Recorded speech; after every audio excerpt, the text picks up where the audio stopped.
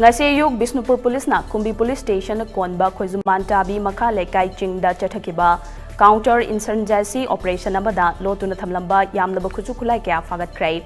Police na Phagalaba khuchu khulai sing adudi USA na saba M16 rifles, SLR ama 7.62 modified rifle ama, Chinese hand grenade ama charger yauba ICOM set ama, 5.56 M16 magazine ama, 7.62 magazine ani, 5.56 M16 ammunition mari, 7.62 SLR ammunition nipan, 7.62 AK ammunition ahum recover tauke. Police tagi fangba pawi matung inadi Khoizuman Tabi Makha Lekai Ching amadi Nafat area da underground elements kharage movement leire haiba kangnaba paw ma fangbadage SPN Herojit ki medeng makhada additional SP operation Roni Mayengbam na luchingba Bisnupur Police Commando made Kuntra Taruk Suba Assam Rifles ki combined team na ngase yug angan badagi hauduna mafam madu question duna thamlaga search operation chathabada Khoizuman Tabi Makha Lekai Ching gi mafam amada haidiba yamlaba khuchu khulai kya du lotun thamlambani haire